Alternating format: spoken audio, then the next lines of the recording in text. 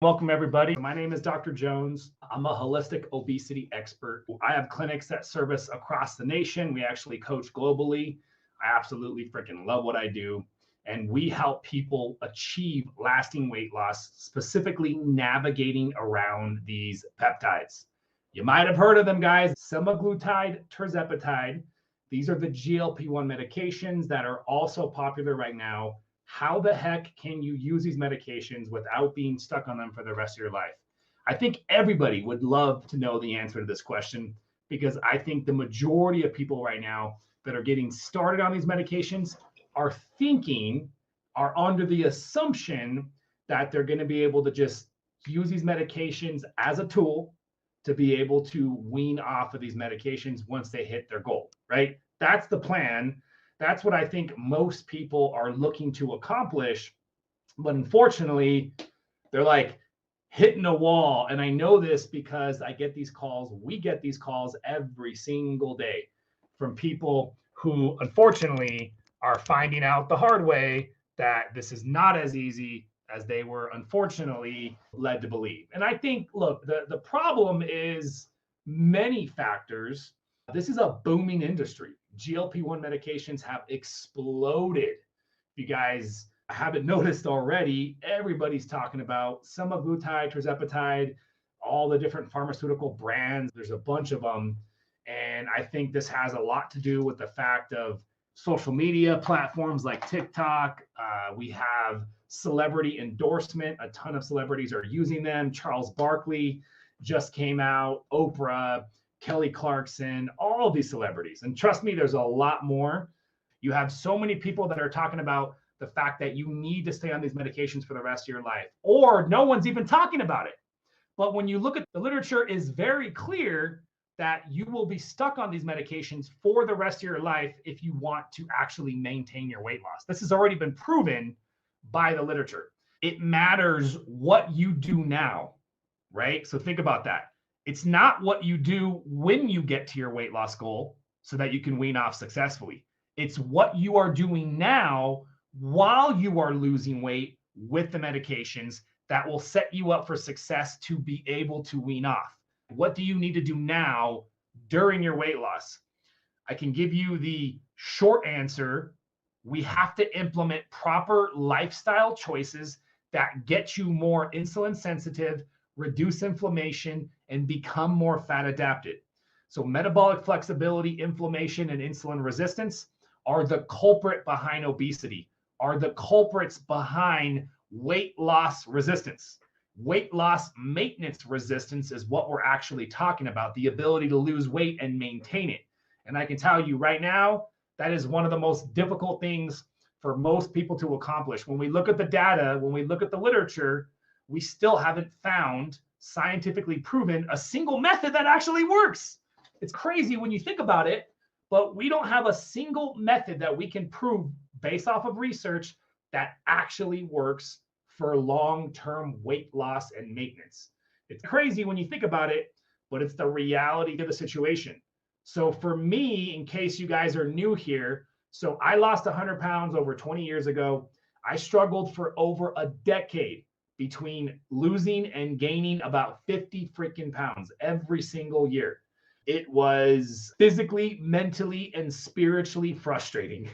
And I say spiritually because it really does take a toll on you mentally to feel like you can't maintain your weight, to feel like you have no control. Being able to not control your weight is a psychologically frustrating situation.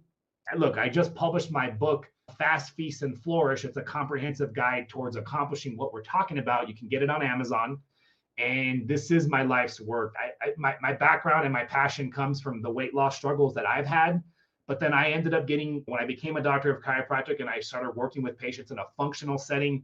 This is where we do functional health. We do in-depth blood chemistry analysis, stool analysis, and various genetic and salivary hormone testing with the goal in mind of achieving optimal health. So I was helping patients with autoimmune disease, metabolic issues, and inflammatory conditions, trying to either help their pain or their quality of life with the goal of using less medications. And what I always specialized in was these science-backed options. So regenerative medicine, peptides, anti-aging medicine, because that's always been a passion of mine. When you deal with pure functional doctors, I find that they tend to almost have the same problem that medical doctors do, right? So what's one of my biggest frustrations with general allopathic medicine is they're very segmental most of the time, not all of them, but they're very narrow-minded. If it's not a drug, if it's not a surgery, don't bother. Again, I'm generalizing here. But look, the same problem exists when you look at this side of the spectrum. When you go to a pure functional doctor, they're narrow-minded too, because they go, no drugs, no surgeries. I'm never going to resort to that.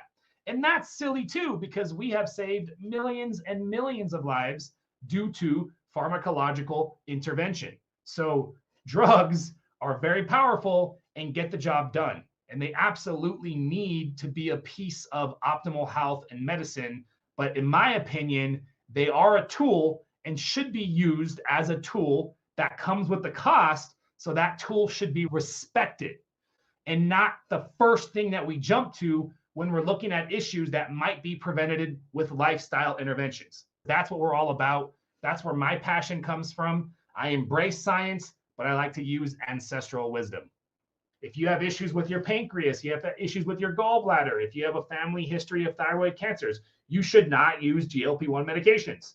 We want to use these as short as we possibly can, which hopefully tells you something about my mindset and about my ethics. I don't care about making a quick buck. This is not a money-making scheme for me. This is my passion. This is my life. I want to get you off the medication as fast as I possibly can. That's my goal. Using AOD without fasting, using AOD without extreme caloric deficits is a waste of money. But bodybuilders use AOD to get shredded, to get very lean.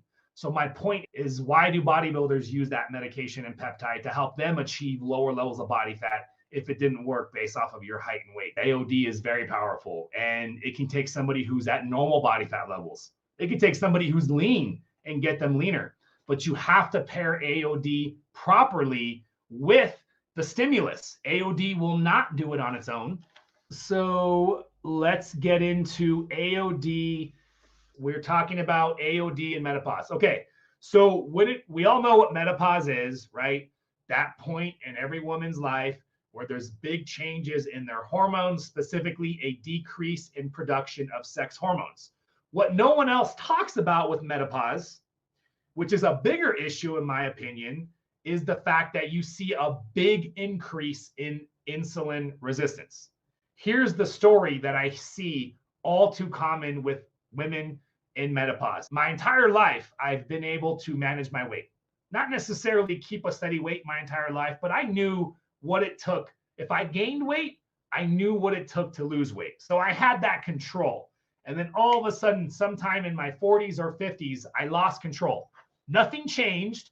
I didn't start eating massively. I didn't get super lazy. It's like all of a sudden I woke up and a switch changed, and now I can't seem to manage my weight. This is all too common with menopause. Truthfully, we don't know why it's such a rapid change with menopause. And I think we should spend less time trying to figure out why it is and just focus on how to fix it. We definitely want to keep exploring the why as well, because the why helps us better understand the how. But what I can tell you for certain is there's a high amount of insulin resistance that we notice with women that hit this point with menopause. And so what we do with the FLOA protocol is a very aggressive regimen to help women and men become more insulin sensitive. We do this via the FLOA protocol. So the FLOA protocol, long story short, we help our patients get into weekly long rounds of fasting, say 36, 48 hours every single week. I can promise you, when you are fasting that aggressively, that frequently, you make massive improvements in your insulin resistance, your inflammation, and your metabolic flexibility. Now, I thought fasting, especially that aggressively, causes cortisol spikes. And I thought cortisol spikes were a problem. If you guys are wondering where I'm going with this, this is the connection to AOD. And this is why I love AOD so much. Have you heard of Mindy Pelz? I love Mindy Pels. If you don't know who she is, you should follow her. We have a lot in common in how we look at fasting, but she just doesn't use the peptides and medications and the science stuff that my practitioners use. But I love everything that Mindy talks about. So Mindy talks a lot about women specifically, not necessarily in menopause, but women in general that have not got to postmenopause. So perimenopause, menopause, and premenopause, you have a 28-day cycle, right? Men are easy. They have a 24-hour pattern to their hormones. This is why men always do so well with fasting most of the time. And women can do well, but women will more likely have issues with their fasting. It's because they have a 28-day cycle. There's much more nuance and much bigger fluctuations in their hormones. You have to understand how the patterns fluctuate within a 28-day cycle, okay? So within a 28-day cycle, there are certain stages, if you will. Day 13 to 15, around ovulation, and then day 18 to 28. The day 18 to 28 is the bigger deal because that's a long stage. That's a 10-day stage. We call that the progesterone phase. And within the progesterone phase of a 28-day cycle, you have the body that is trying to produce progesterone.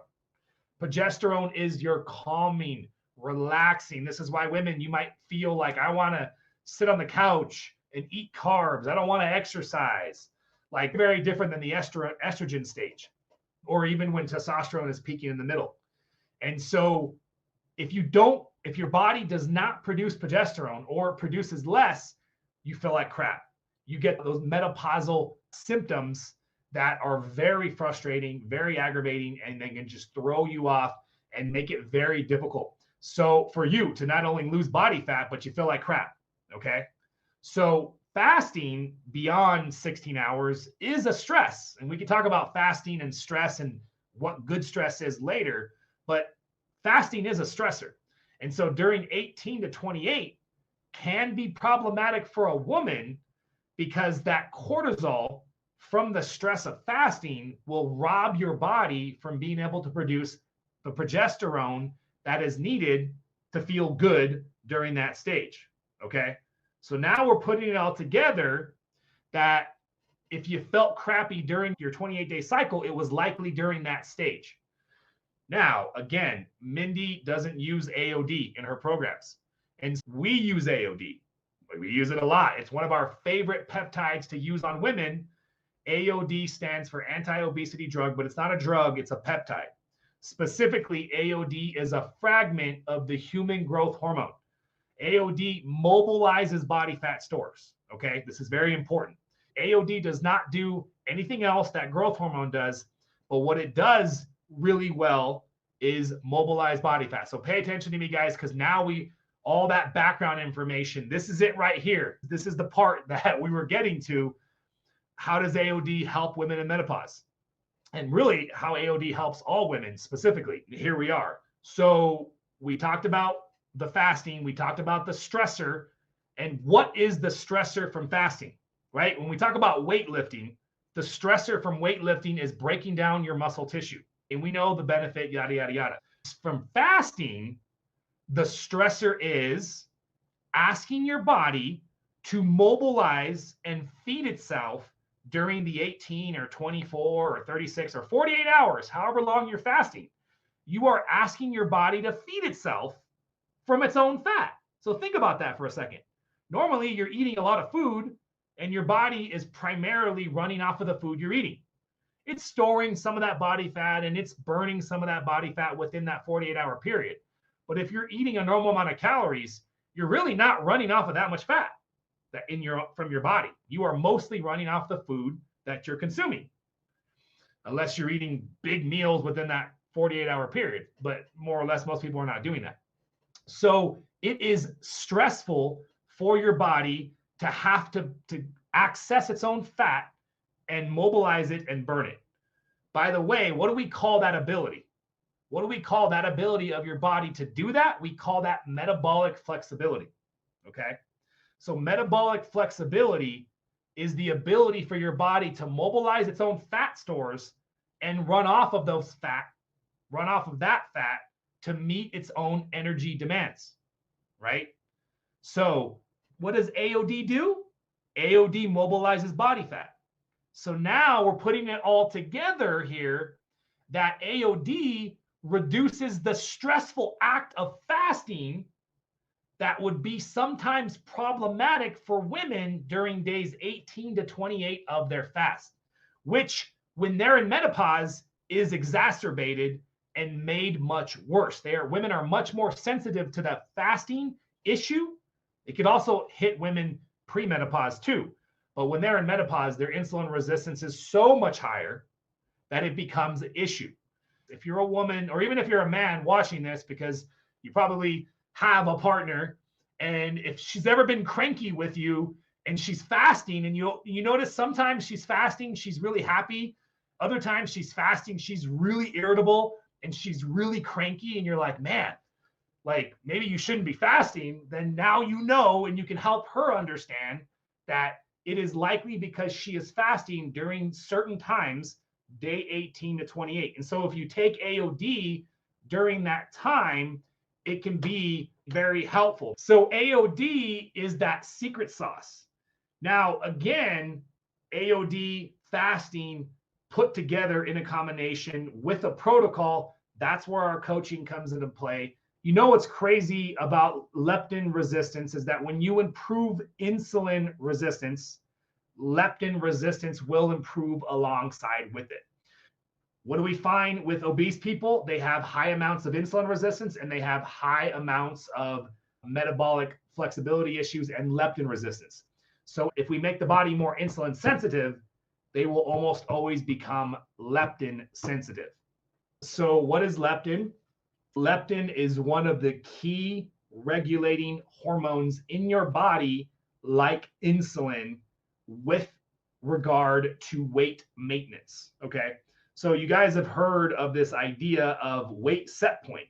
Leptin is the hormone, one of the hormones that gives your body the ability to have a set point. So as you are gaining fat, your body produces leptin. Specifically, your fat cells will produce leptin. If you're losing weight, if your fat cells are decreasing in size, which is what happens during weight loss, there is a decrease in the production of leptin, right? So normally, if you're not resistant to leptin, as you start gaining weight, your fat cells go, I need to tell the body, hey, we're getting fatter. I hate to say getting fatter, but when fat cells get bigger, their fat cells are getting fatter. And so the fat cells literally produce a hormone. This is why it's so important to understand that fat cells are not even just regular storages of fat, but they are part of the endocrine system. They produce hormones, they produce inflammation, and they produce hormones like leptin. So your fat stores, as they're getting bigger, will produce leptin, and leptin is detected in the brain, specifically by the hypothalamus. And in reaction to leptin, the brain goes, okay, in order to offset the weight gain, I need to help the body burn more fat. And so literally in reaction to leptin, your body will speed up the metabolism and it will decrease the hunger. You guys ever notice that the day after eating a lot? So think about it. Thanksgiving, Christmas, a party. Do you ever wake up the day, and this is generally speaking, some people can have an issue where this doesn't apply to them, of course, leptin resistance and insulin resistance. But for most people that are not obese yet, do you notice how the day after you eat a lot, you wake up in the morning, even throughout the day, you're not as hungry. You literally don't feel as hungry. If you listen to your body and you don't eat because you think you need to eat, but you actually listen to your body, you're not on the GLP-1 medications, do you notice how you don't feel as hungry? That's because leptin is in higher amounts because you just ate a crap load of food the day before. And that leptin is triggering in your brain to decrease hunger and speed up the metabolism. This is why, as much as you think it's a bit of a misnomer to think obese people have slow metabolisms, but obese people usually have high metabolisms because their body is trying to burn all of that extra body fat off. They're just not winning that battle. Now, eventually what ends up happening is your body develops, just like insulin resistance, the body ends up developing leptin resistance in reaction to the chronically elevated leptin levels and many other factors that we don't know about. Leptin is definitely something that we still have a ton of, truthfully, insulin too, right? We have this big controversy going on right now. Is it all about insulin resistance? Is it all about calories? So we just have a lot to learn in general when it comes to obesity, if we're being honest here. But I think we understand much more about insulin than we do about leptin thus far. If you guys found this video informative and you learned, then you're gonna wanna check out this following video that I link. It's all about lasting weight loss. We'll see you there. Reality is that most people will hit a plateau if they are in a deficit of calories for too long of a period.